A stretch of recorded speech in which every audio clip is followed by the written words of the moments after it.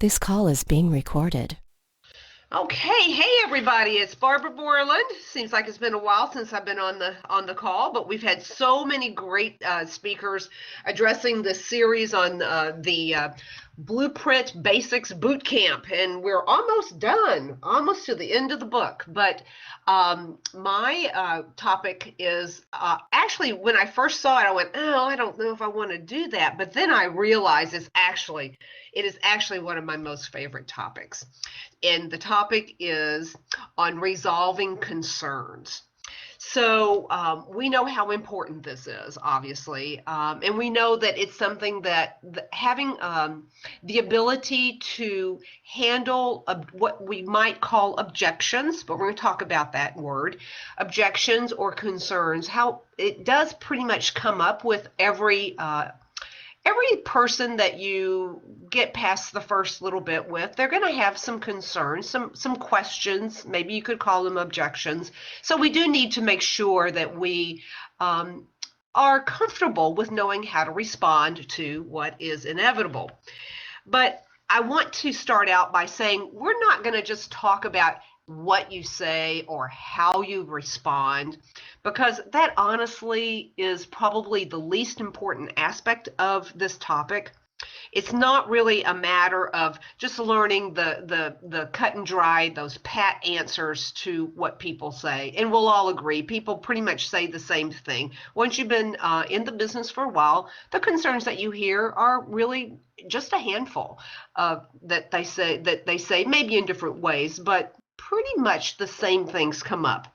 So it's not really just a matter of learning, oh, when they say this, then I should say that. Forget that. That's not what it's about.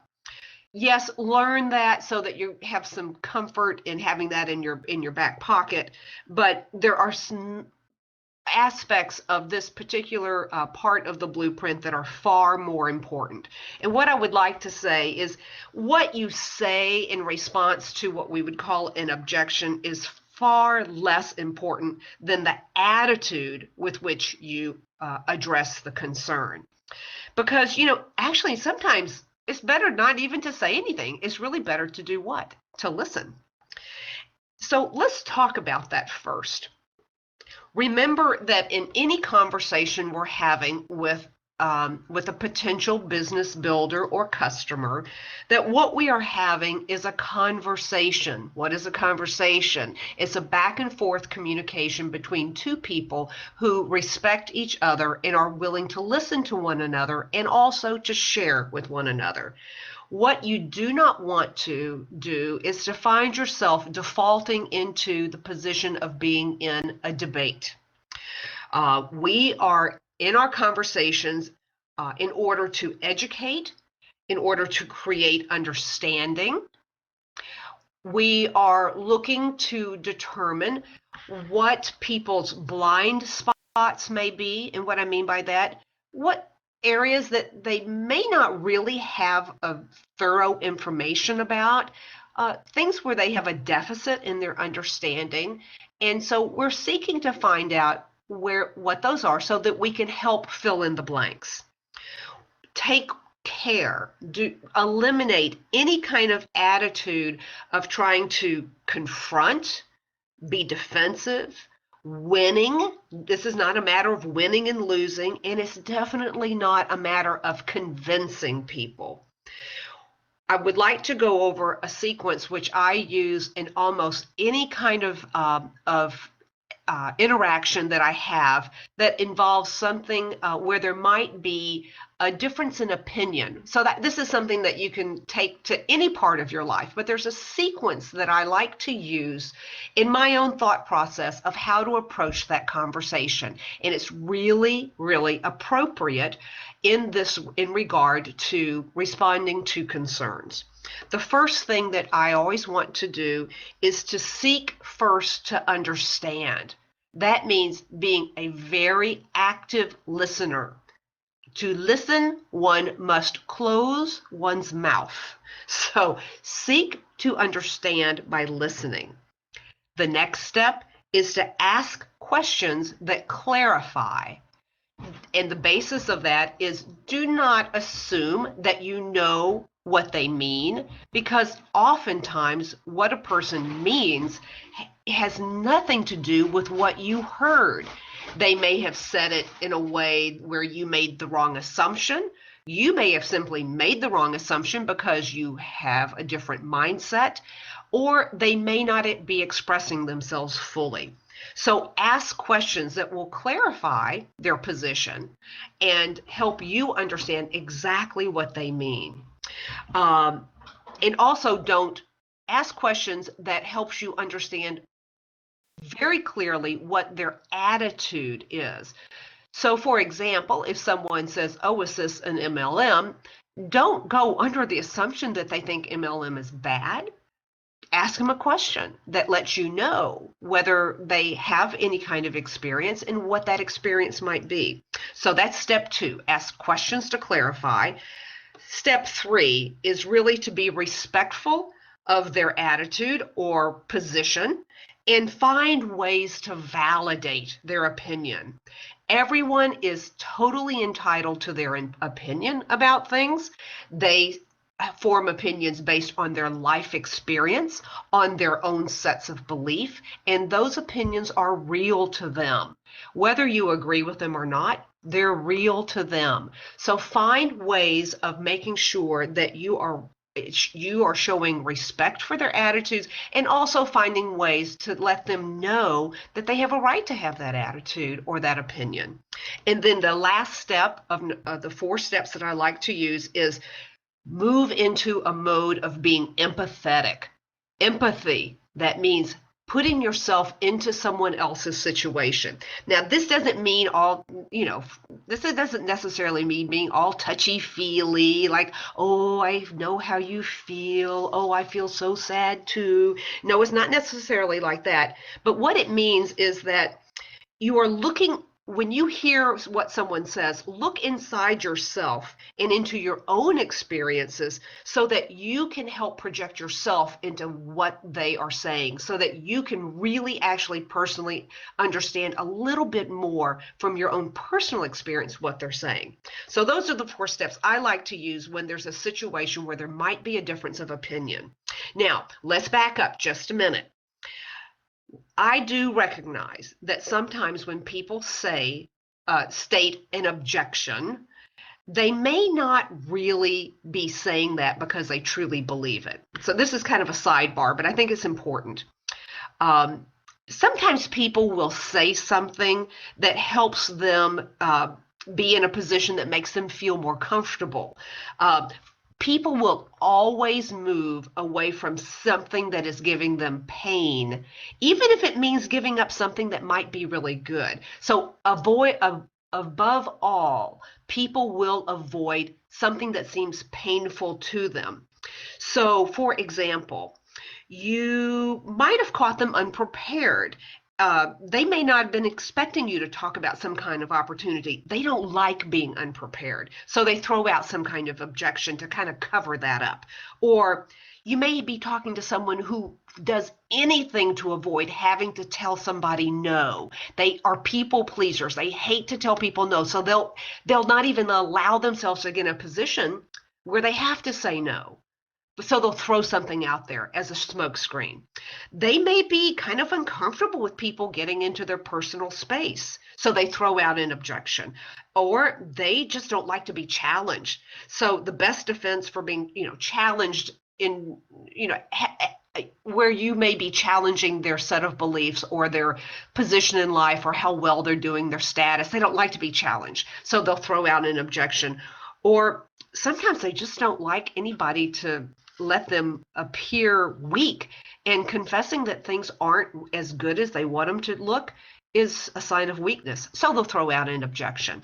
I say these things just so that always work under the assumption that what the person is saying is true, but keep in the back of your mind that there may be an undercurrent of something else going on that's really actually the real story. But from this point on, let's just go back and let's just assume that they have said something that is a legitimate concern for them. So let's break that down. First, I want to address this issue of objection.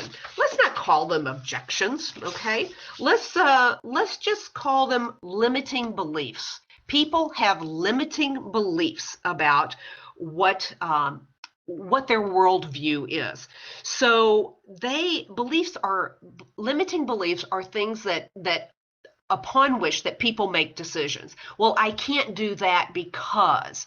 Well, that because is an assumption on their part, which really may not be true at all. It may not be based on any kind of reality, but in their mind, they can't do something because.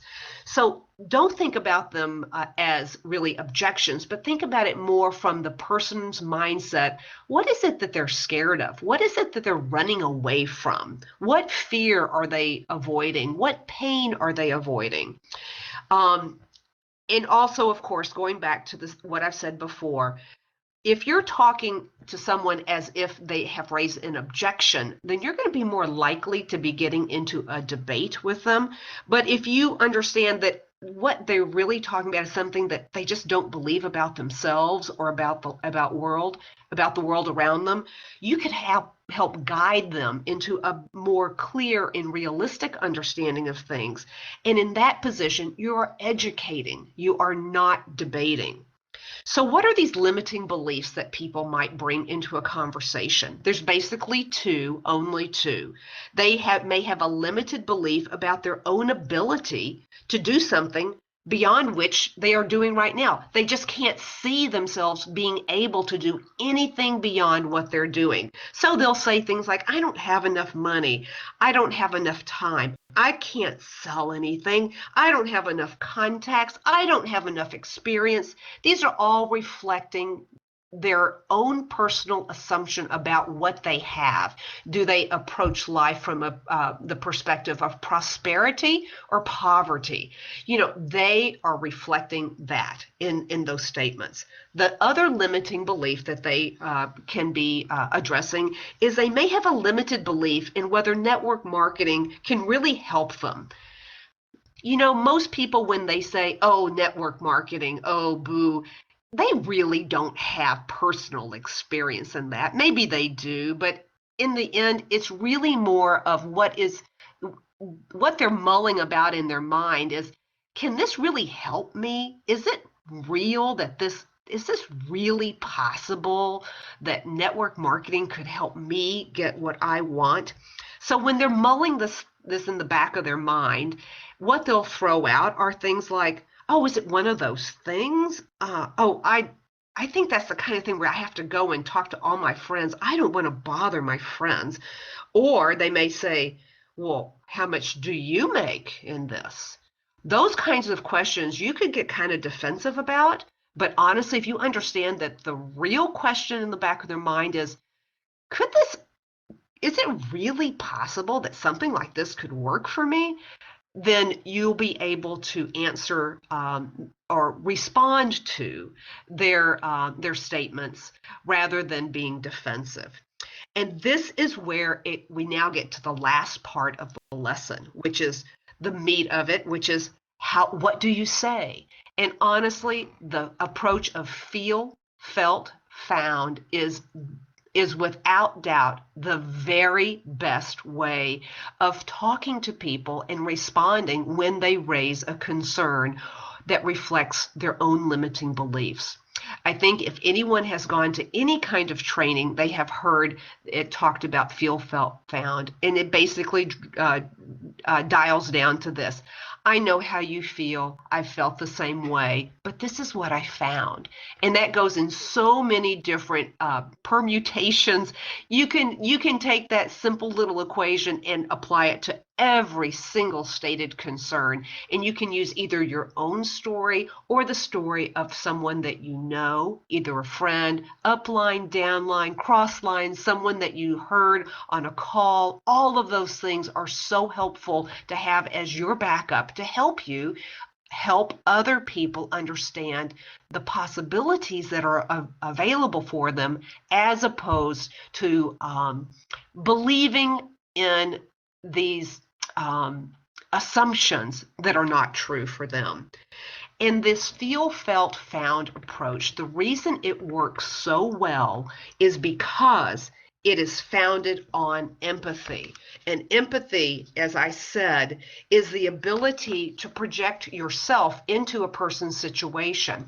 And when you do that, what are you doing? You are building a relationship between you and the other person. You are coming alongside them, side by side. You are letting themselves feel that camaraderie of, I do understand where you are, and man, I fought through that myself, and now let me show you what I found out. It might be something helpful to you. It gives them the sense that they have a companion on their journey through life, as opposed to someone who's telling them the way they should think. So in summary, when we talk to our potential prospects or customers and concerns are raised, eliminate the concept that it's an objection. Just understand that what they are saying reflects a deeper concern that they have inside, concerns about their own ability to be more than what they are now, their own concerns about whether network marketing really could be helpful to them. Understand that.